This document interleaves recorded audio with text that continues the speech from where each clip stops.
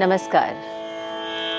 रागांगों की श्रृंखला में हम खमाज रागांग की बात कर रहे थे और इस रागांग के प्रमुख राग खमाज के बारे में हमने आपको इससे पहले की श्रृंखला में विस्तार पूर्वक बताया।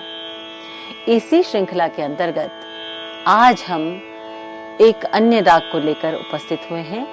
ये राग है राग तिलंग, जो कहीं न कहीं राग खमाज का एक संप्रकृतिक राग भी माना जाता है। बहुत खूबसूरत राग तिलंग को अक्सर उपशास्त्रीय संगीत की शैली में प्रयोग किया गया है, यानी इस राग में उपशास्त्रीय संगीत की रचनाएं बहुत सुनने को मिलती हैं। शास्त्रीय संगीत का ये एक राग सुगम संगीत में भी उतना ही मधुर सुनाई देता है। अब ये राग तिलंग क्या है, इसके बारे में आपको विस्तार से बताते हैं। राग तिलंग स्वाभाविक है कि ये राग ठाट खमाज से उत्पन्न है। इस राग की जाति जो है वो औडव औडव है। कुछ विद्वान इसकी जाति औडव शाडव भी मानते हैं। इसका कारण है कि औडव औडव यानी इसके आरोह और अवरोह में ऋषभ और धैवत स्वर पूर्णता वर्जित है, लेकिन कुछ विद्वान कभी कभी अवरोह में ऋषभ का प्रयोग भी करते हैं। इस प्रकार से इसकी जाति औडव शाडव वे मानते हैं। इस राग का जो चलन है वो मध्य और तार सप्तक में बहुत सुंदर खिलता है।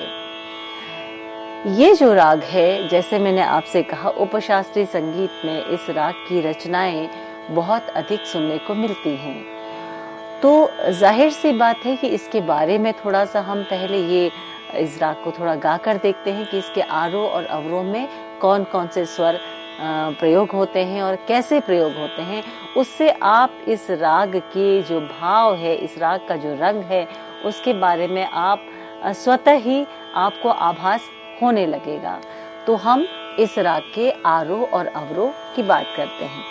आरोह और अवरोह से पहले मैं आपको ये बताना चाहूंगी कि इस राग में जो निषाद का प्रयोग होता है वो आरोह में शुद्ध और अवरोह में कोमल प्रयोग होता है।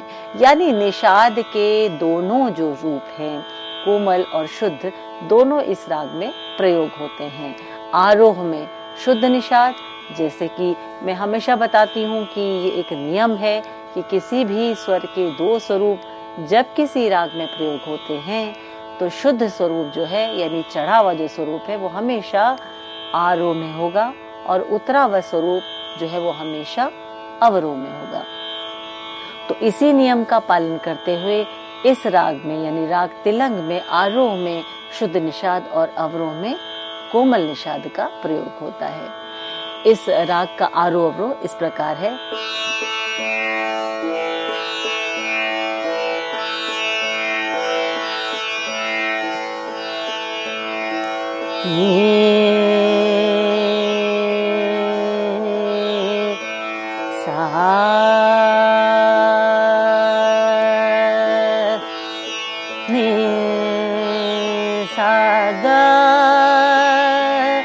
मा पा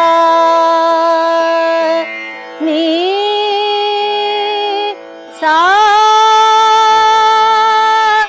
सा नी पा मा ग सा। फिर से नी सा ग मा पा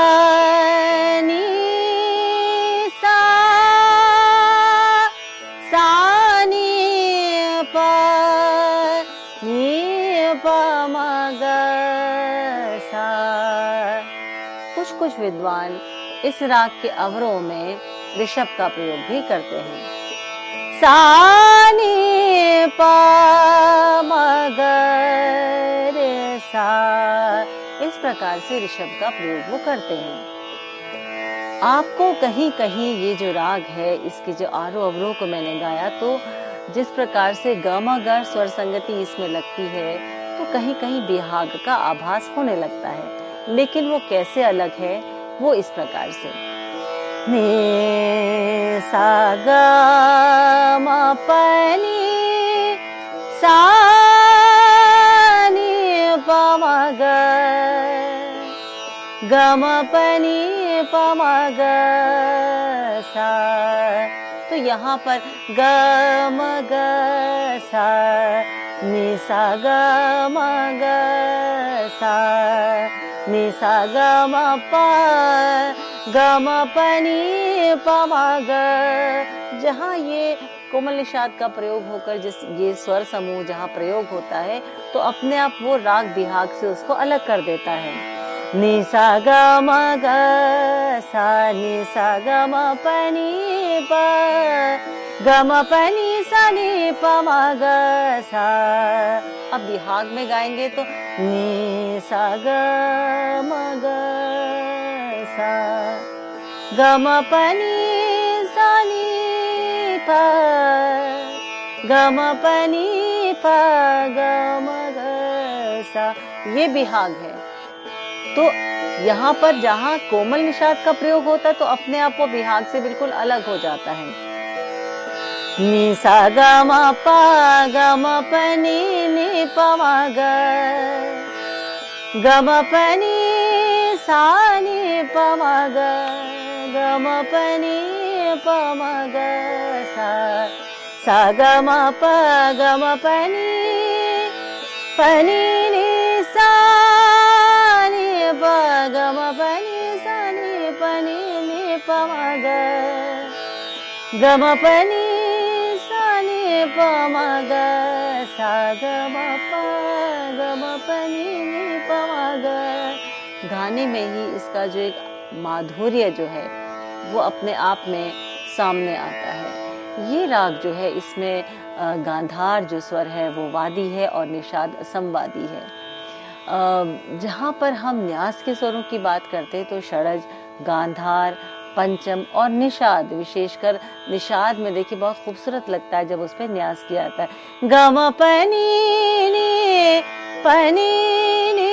सा नि प ग म प नि।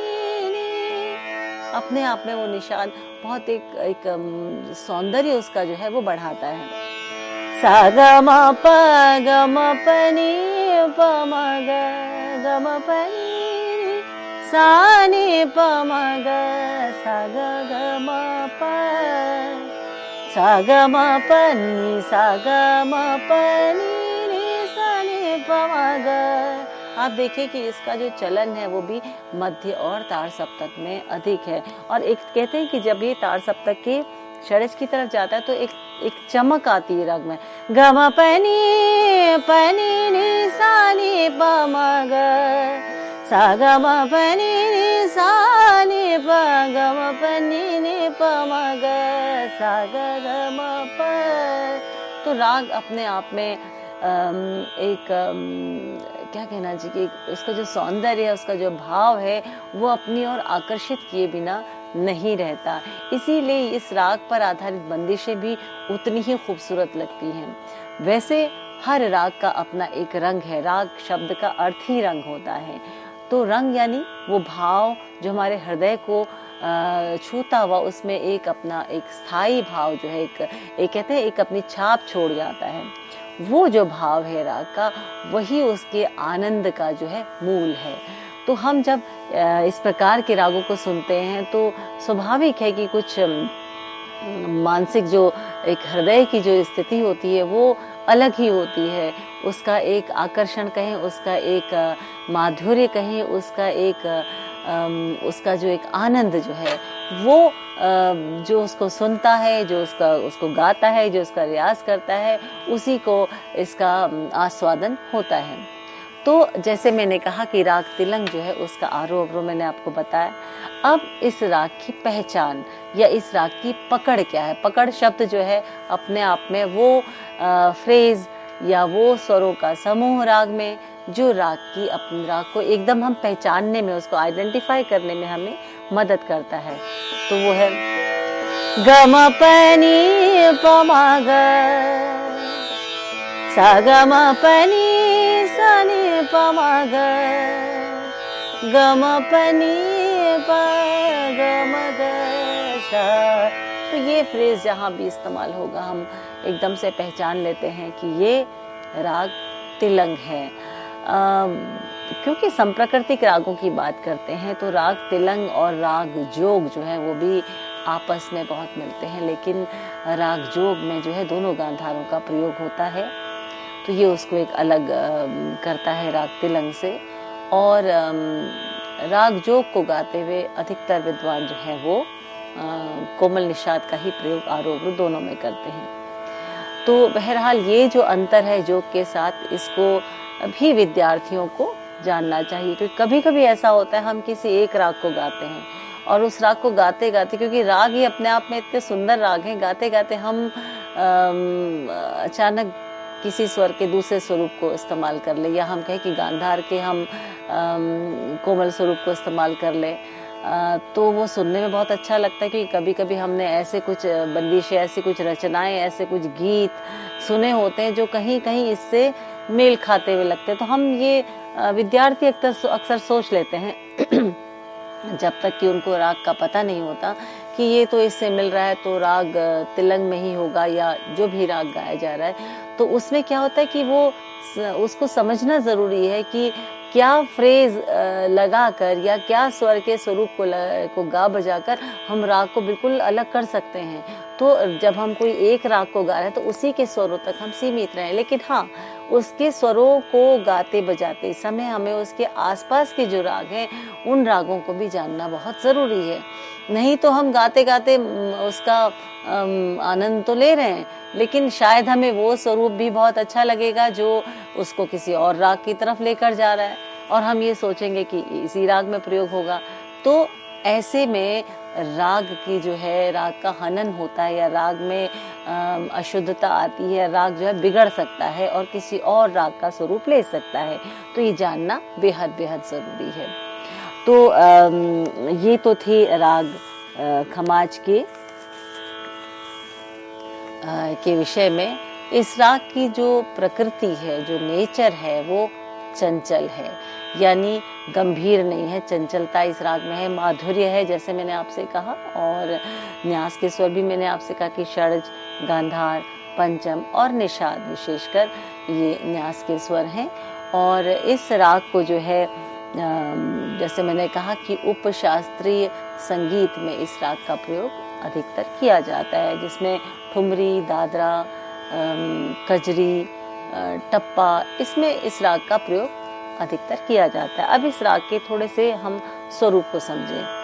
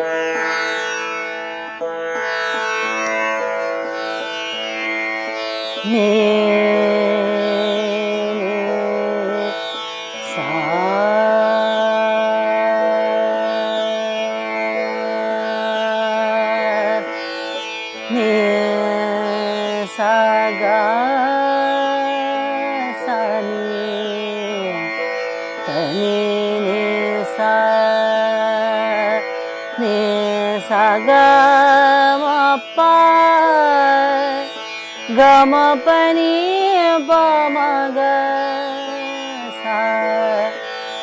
सा गम पनी प गम पनी सा नि पमग गम पनी पमग सा गम प गम पनी पनी सा नि पमग गम पनी सा नि पमग ग सा पनी सा ग म प ग म प ग म ग सा नि प नि सा ग म प नि प ग म प नि प म ग सा ग म प नि प म ग सा नि प म ग ग म प नि प म ग ग म प नि प म ग सा नि प म ग प म ग सा नि प नि सा ग म प ग म प नि प म ग। स्वरों के स्वरूप को देखिए, सा न्यास का स्वर है, नी नी सा ग सा नी नी सा प नि सा ग म ग सा नि प सा नि प नि सा ग प नि सा ग म प ग सा नि प नि सा। बहुत इम्पोर्टेंट स्वर है, इसका प्रयोग भी बहुत होता है, न्यास भी इसमें होता है। आप देखिए शुरू के आलाप जो है वो षड्ज पर आकर न्यास करते हैं। अगला स्वर गांधार वादी स्वर है, स्वाभाविक है कि इसका आरोह अवरोह दोनों में बहुत सुंदर इसका प्रयोग होता है। नि सा ग सा नि प नि सा ग म ग सा सा ग म प ग म प नि प म ग। देखिए बार बार ठहराव है, ग म प ग नि प म ग ग म ग सा नि प नि सा ग म ग सा नि प ग म प नि सा। वैसे ये मध्य और तार सप्तक कर आ गया, लेकिन फिर भी जब हम रियाज करें तो हम उसको मंद्र के स्वरों को भी इस्तेमाल कर सकते हैं। सा नि प, क्योंकि मैं हमेशा कहती हूँ मंद्र के स्वरों पर रियाज अवश्य करना चाहिए, और विशेषकर प्रातःकाल। सा नि प ग म प नि प नि सा नि सा ग म प ग म प ग सा नि प नि सा नि प ग म प नि प नि सा ग सा नि प नि सा ग म ग सा ग म प ग म प नि प म ग सा नि प नि सा ग सा नि सा। तो इस प्रकार से गांधार का बखूबी इस्तेमाल किया जाता है। मध्यम एक ब्रिज की तरफ इस्तेमाल होता है, यानी कि आरोह अवरोह दोनों महत्वपूर्ण है, न्यास का स्वर नहीं है, लेकिन एक ब्रिज का काम करता है, यानी कि गंधार से पंचम में जाते हुए बीच में एक कड़ी का काम करेगा। सा ग म प ग ग म प नि प म ग सा नि प म ग नि सा ग सा नि सा ग म प नि प म ग। तो आप देखिए सा ग म प म ग, ऐसे तो नहीं गाया जा रहा है, इसका मतलब न्यास नहीं। हाँ, एक बात विशेष तौर पे कहूँ कि जब हम उपशास्त्रीय संगीत की रचना गा रहे हैं तो वहाँ पे भाव प्रधान है, इसलिए वहाँ पे थोड़ा बहुत सौंदर्य को बढ़ाने के लिए कभी कभी जो गायक या वादक जो होते हैं वो मध्यम पर थोड़ा बहुत न्यास करते हैं, लेकिन फिर भी जो राग की रचना के या राग के स्वरूप की बात करें तो मध्यम एक ब्रिज का काम करता है।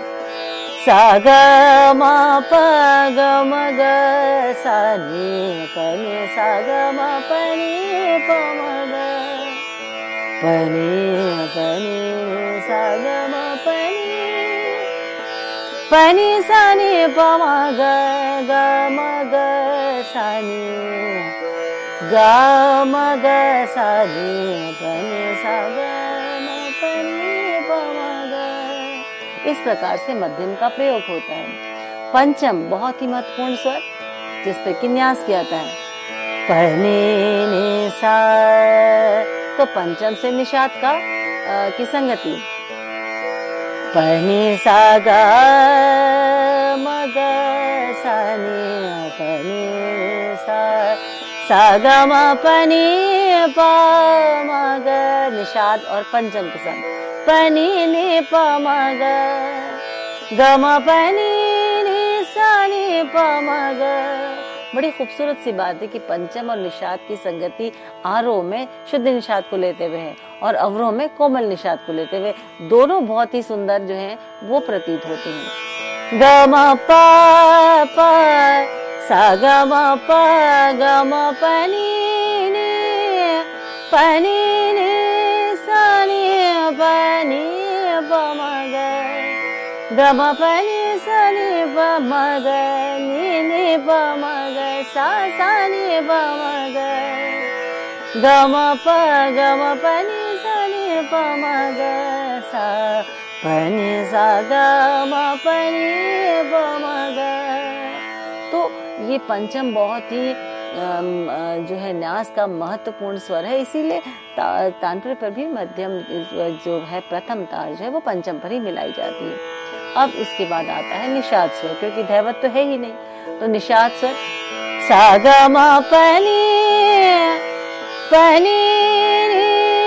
सा नि प म ग ग म प नि सा नि प म ग ग म प नि प म ग नि प म ग सा नि प म ग ग सा नि प म ग सा ग म प नि सा नि प म ग। निषाद के दोनों स्वरूप शुद्ध निषाद और कोमल निषाद, आरोह में शुद्ध अवरोह में कोमल। तो बहुत इस राग की जो विशिष्टता है, विशेष पहचान जो है, उसमें निषाद का बहुत बड़ा अहम भूमिका उसकी है, क्योंकि शुद्ध निषाद आरोह में, अवरोह में कोमल निषाद, लेकिन उसको प्रयोग करने का तरीका ग म प नि सा नि प म ग ग म प नि सा नि प म ग ग म प ग म ग ग म प नि प म ग ग म ग सा। तो इस प्रकार से जो है इस स्वर में पांचों स्वरों का प्रयोग होता है। एक और विशिष्ट बात में इसमें, जैसे मैंने पहले बताया कि कुछ कुछ विद्वान जो है वो अवरोह में ऋषभ का प्रयोग भी करते हैं। कैसे सा ग म प नि सा नि प म ग रे सा ग म प नि सा रे सा नि प म ग ग म प नि सा नि प म ग रे सा सा ग ग म प ग म प नि सा रे सा नि प ग म प नि सा नि प म ग ग म प नि प म ग ग म प नि प म ग सा ग म प नि सा नि प म ग सा प नि सा ग म प नि सा नि प म ग ग म प नि प म ग सा। तो ये इस राग का एक संक्षिप्त रूप में मैंने आपको इसका चलन बताया, इसका किस तरीके से इस राग में आलाप जारी की जाती है ये पता है कि बहुत महत्वपूर्ण है। हम किसी राग को जब सीखते हैं, कोई नया राग होता है, तो स्वाभाविक है कि हम थोड़े कई बार कंफ्यूज रहते हैं, या हमने कोई और राग सीखा है तो हमको लगता है ये इस राग से मिलता है, या इसको गाते गाते हम अचानक से किसी और राग में चले आते हैं, सुनने में बहुत अच्छा लग रहा है और गाने में भी बहुत आनंद आ रहा है, लेकिन राग जो है वो अलग हो जाता है। तो एक कन्फ्यूजन जो है वो वहाँ पर सामने आता है, तो इसको जानना बेहद बेहद ज़रूरी है। तो इन बातों का आप ध्यान दीजिए। अब हम इस राग की थोड़ी बहुत पलटों को देखते हैं।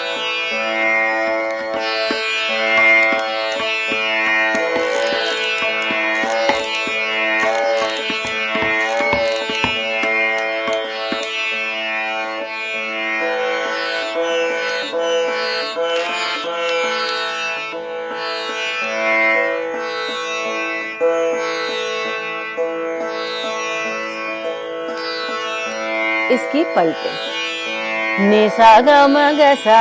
अब 3 ताल में धा धिन धिन धा धा धिन धिन धा धा धिन धिन धा। नि सा ग म ग सा नि सा ग म प नि प म ग म ग सा नि सा ग म प नि सा नि प म ग म ग नि सा ग म प नि सा ग सा नि प म ग म ग नि सा ग म प नि सा नि प म ग म ग नि सा ग म प नि सा ग म ग सा नि प म ग म ग नि सा ग म प नि सा ग सा नि प म ग म ग नि सा ग म प नि सा नि प म ग म ग नि सा ग म प नि प म ग म ग सा नि सा ग म प म ग म ग सा नि सा ग सा। अब बिल्कुल स्वरों का ध्यान देते हुए कि इसमें जो है आपकी शुद्ध और कोमल निषाद दोनों का ध्यान रखें। नि सा ग म ग सा नि सा ग म प म ग म ग सा नि सा ग म प नि प म ग म ग सा। कोमल निषाद का प्रयोग हो रहा है। नि सा ग म प नि प म ग म ग सा नि सा ग म प नि सा नि प म ग म ग सा।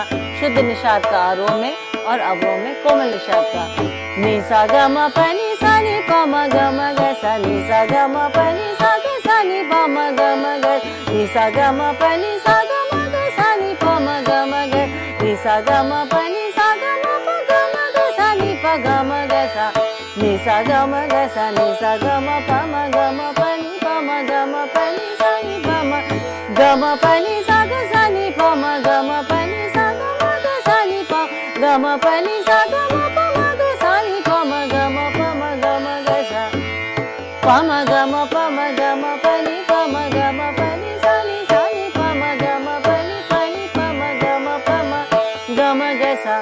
तो शुद्ध ऋषभ का भी प्रयोग कुछ लोग करते हैं, उसको भी इसमें जैसे मैंने आपको आलापचारी बताया उस प्रकार से प्रयोग हो सकता है। नि सा ग म ग रे सा नि सा ग म प म ग म प नि प म ग म ग रे सा नि सा ग म प नि सा नि प म ग म प नि नि सा नि प म ग रे सा नि सा ग म प म ग म ग रे सा नि सा ग म प नि प म ग म ग रे सा नि सा ग म प नि सा नि प म ग म ग रे सा नि सा ग म प नि सा ग सा नि प म ग म ग रे सा नि सा ग म प म ग म प नि सा नि प म ग सा ग म प नि नि सा नि प म ग म प नि प म ग सा नि प म ग सा प नि सा नि प म ग म प नि सा नि प म प नि सा ग सा नि प म ग म प नि सा नि प म ग म प नि प म ग म ग सा नि सा ग म प नि सा नि प म ग म प नि सा ग सा नि प म ग म प नि सा नि प म ग म ग सा सा ग म प ग म प नि प म प नि सा नि प म प नि सा ग सा नि प म प नि सा ग म ग सा नि प म ग म प नि सा नि प म ग म प नि प म ग म ग सा ग म प नि प म ग म प नि सा नि प म ग म ग सा। तो ये एक तरह से किस प्रकार से पलटे इस राग में बनाए जाए, किस प्रकार से गाए जाए, क्योंकि जब आपको स्वरूप पता है, आरोह अवरोह पता है, तो आरोह अवरोह तो एक बेसिक आपको बताया था कौन से स्वर प्रयोग होते हैं, आरोह में कौन सा, अवरोह में कौन सा, लेकिन उसके अलावा जब हम उसकी पलटे तो आप सुन सुन के भी पलटे स्वयं उसका निर्माण कर सकते हैं, लेकिन राग के डिसिप्लिन के अंदर, राग के रूल्स के अंतर्गत किया जाता है। तो इसी राग के बारे में हम और आगे आपको अगले अपने कड़ी में और अच्छे से आपको विस्तार पूर्वक बताएंगे।